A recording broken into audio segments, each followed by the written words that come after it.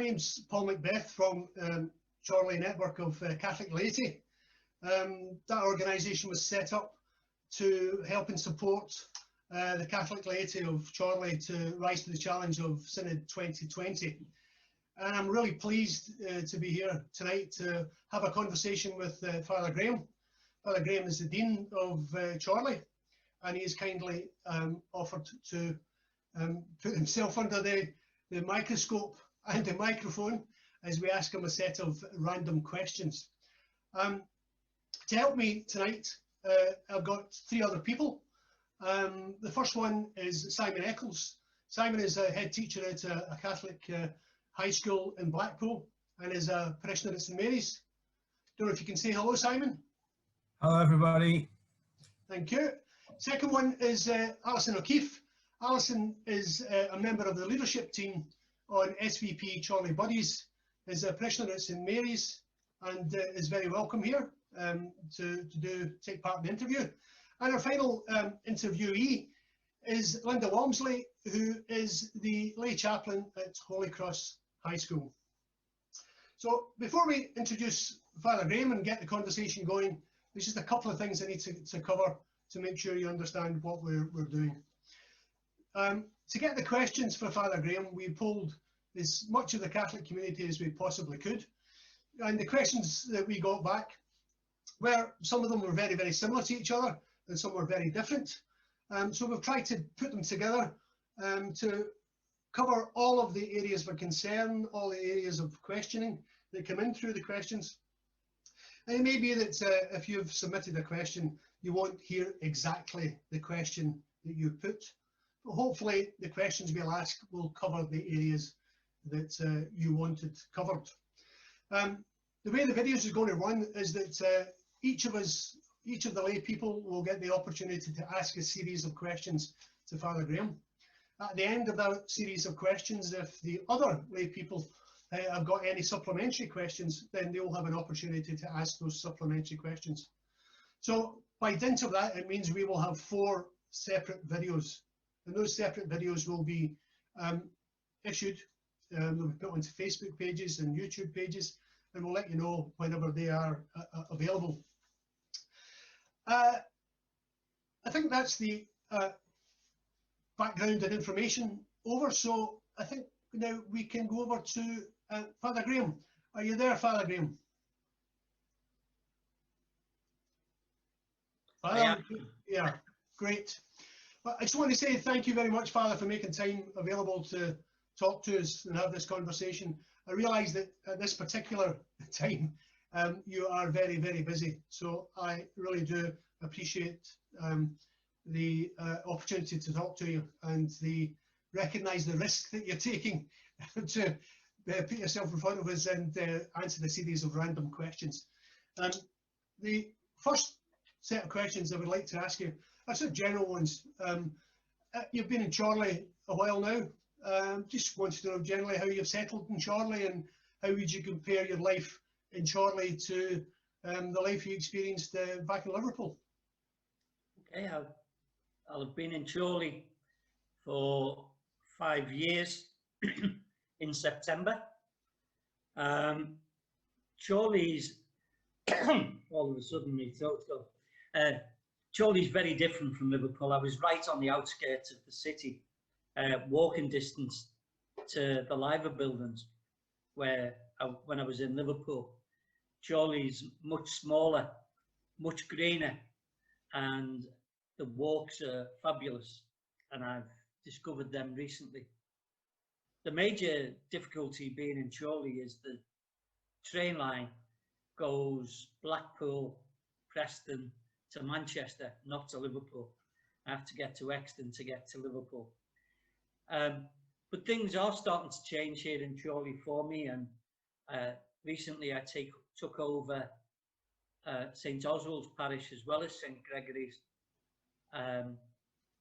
And when I was in Liverpool, I looked after 3 churches, 4 parishes that became 1 parish. So we're moving in that direction again.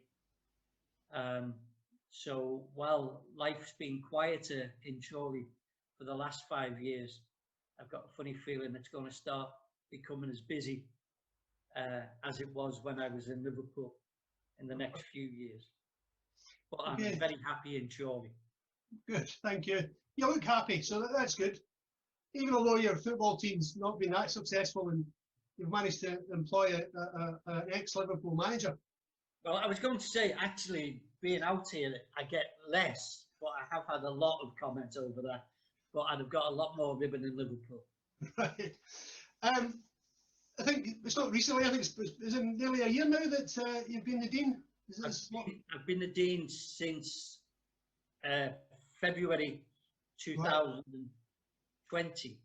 So Right. I've been the Dean about 16 months now. Okay.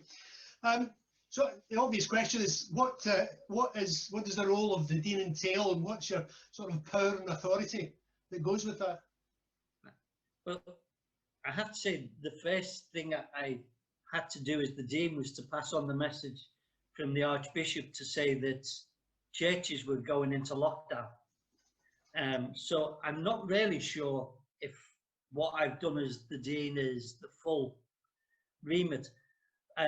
I think it's important that the second part of the question, you said, what's the power? And that there's no power, there's no authority.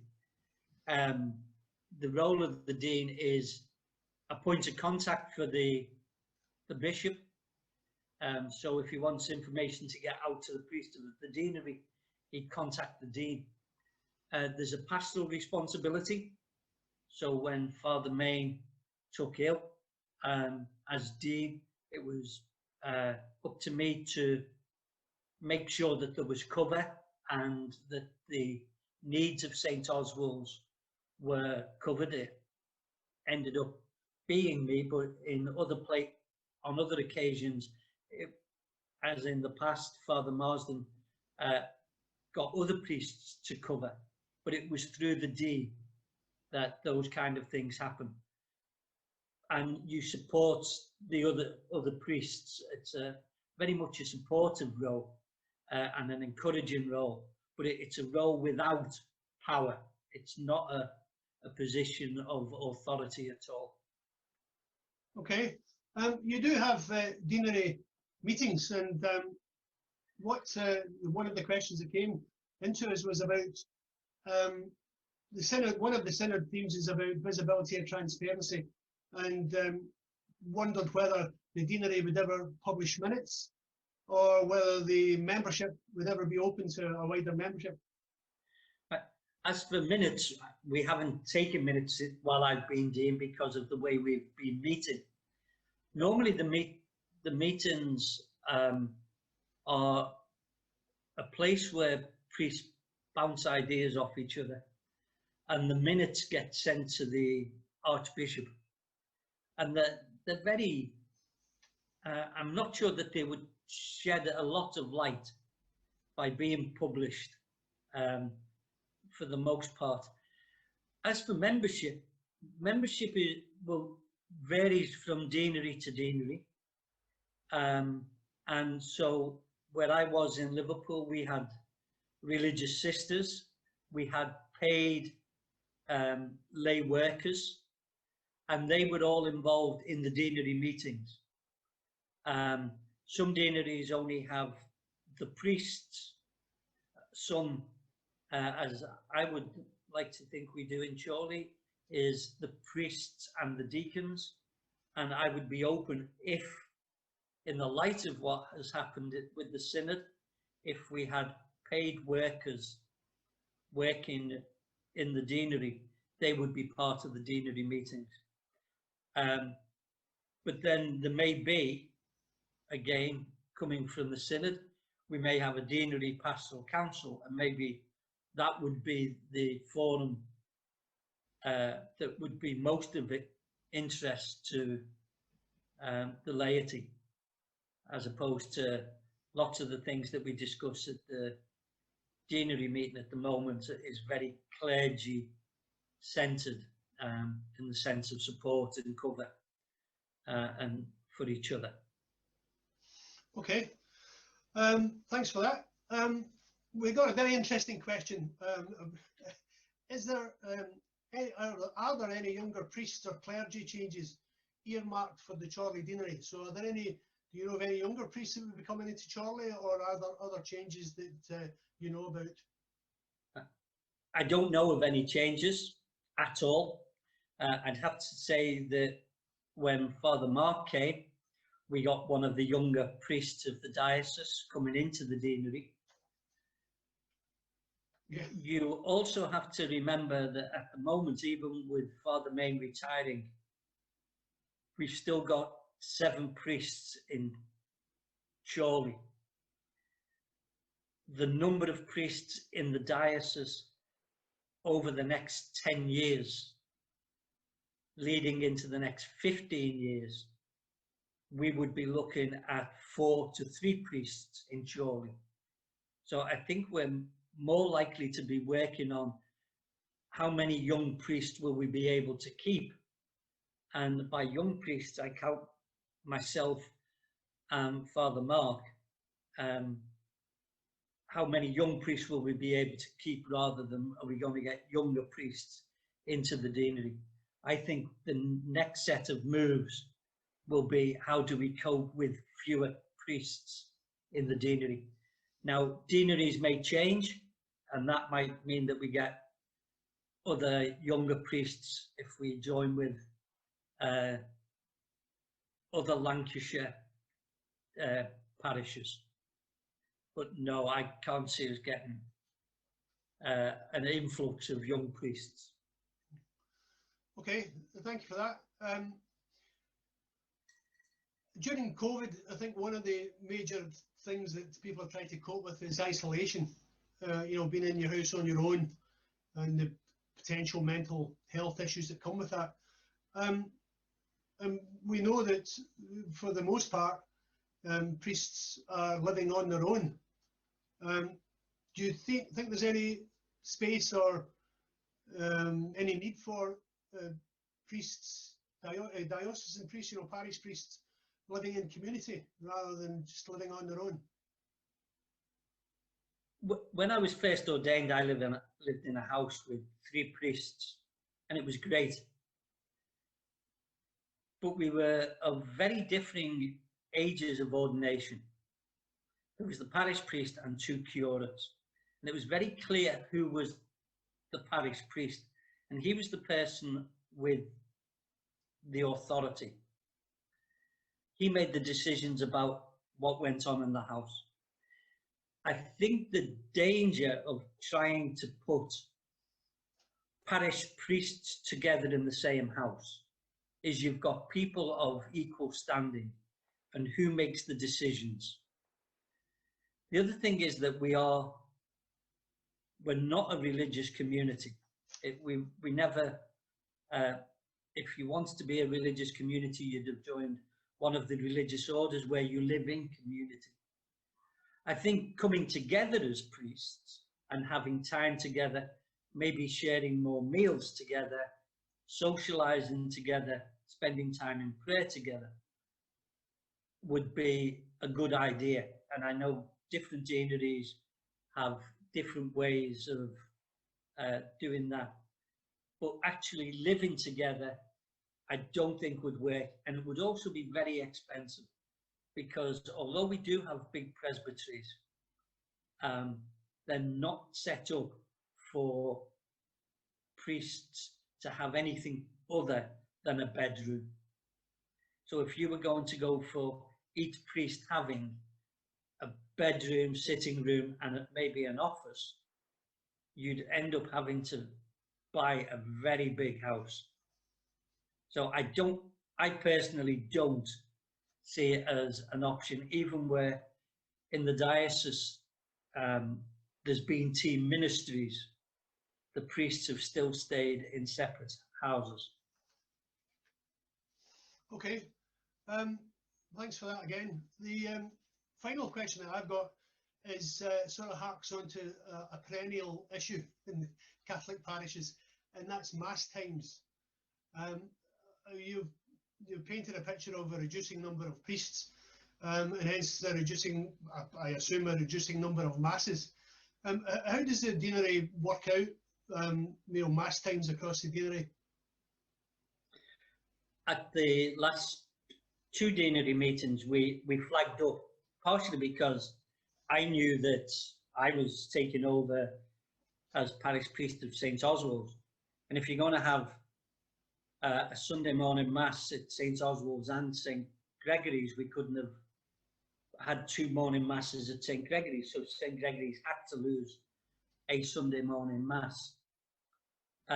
During the pandemic, a number of priests realised that they had a number of masses that weren't necessary. We'd grown up with the idea of priests can say so many masses, therefore why don't we? As opposed to the ideal, which was always 1 mass, 1 community. And we only duplicated masses because we couldn't all fit in. And then when we had lots of priests in parishes, we had lots of masses. But the ideal is always, if the community comes together, the idea of breaking bread, one body. So that the community coming together. And it often happens when you have more than 1 mass in a parish, people feel that the community is the people they go to mass with. And if you always go to the 9:30 mass, you don't know who the people who go to the 11 o'clock mass are. And so as a parish, there is no identity as a parish in that sense. So I think there will be a number of reductions. We have to see how the pandemic affects numbers. When we were looking at mass numbers, one of the things that we were focusing in was not how do we cut masses for the sake of cutting masses, but how do we cut masses in a way that if any one of us is away, all masses can be covered by the priests of the deanery. Because again, in the past we've relied on retired priests, and Father Monsignor is getting older, and while he can still help out, he can't help out as much as he did in the past. We've relied on bringing priests in from abroad to cover summer holidays. With the new regulations, that's becoming more difficult. So ideally, we wanted to get to a situation where if any one of us is away, the other priests can cover. And for the first time now, that is the situation we're in. That we don't need to bring a priest in to cover Sunday masses. We can cover them from within. And how difficult was it to get to that point, Father? I mean, the different priests have different ideas about how many masses there should be in their parish, and I think it's not a case of different priests. Different parishes and different sets of parishioners have different ideas of how many masses they need. And priests will try to satisfy the requests of their parishioners. Now, there is a case where you have to say, I can't meet what you're asking. But I think rather than say, do different priests have, that's looking at it from the wrong way. It's what are the people asking for, and how can we best accommodate that and move to a situation that is sustainable. Okay, thanks very much, Father. That's me finished the questions I had to ask, so I'm going to ask the other 3 if they have any supplementary questions. So Simon, do you have any questions for Father Graham? No, Paul, I think it's really interesting to hear some of those reflections about how mass times in the deanery is organised. So thank you for that, Father Graham. Okay, Alison, do you have any questions for Father? Not relating to what you've been talking about, Paul, no. Okay, and finally, Linda, any questions, supplementary questions? Well, Father? Paul, always want to ask a question. When you're talking about having different parishes and masses times, would that, if we could get to the situation where we had one mass per parish on a Sunday, do you foresee that being a case of, if you want a very energetic style of mass, you will go to one church. If you wanted a more quiet, contemplative sort of mass, you would go to another church. So each church could adopt a different style and would therefore appeal to a different section of the community. That's difficult. It's difficult because all priests celebrate in their own style. But I think the important thing is that there are certain rules that are set down. So one of the things that I often get asked or is suggested is, why can't we have a quiet mass? And the reality is the church says there are certain things within the mass that by their very nature should be sung. So at every mass, ideally, the Alleluia and the Great Amen should be sung. If you listen to the words leading into the Holy Holy, it says, and with the choirs of angels we acclaim. So ideally, that should be sung. The Gloria is a hymn. The Psalm is a hymn. So when we say, why can't we have a quiet mass? The church says, well, you can. You can have periods of silence. But there are times when you should be saying things and you should be singing things. The style of singing will depend on not only the priest, but the congregation, whether you have an organist or guitars, what kind of musicians. But I'd hate to think that we'll go into we'll have one mass per community, and the community will be fractured not by the number of masses, but by the style of mass that people would want to. Because if you go to mass because it suits your style, you then become a different community. So I would hope that that wouldn't happen. Doesn't mean it won't, but it wouldn't. I wouldn't see that as an ideal. No, totally agree. Totally agree. Thank you, Father. Okay, thank you very much for those supplementary questions, and thank you very much, Father, for giving those direct and honest answers to the questions. That's the end of this particular segment. The next segment, which I hope you'll join us for, will be led by Simon Eccles. Thank you very much indeed.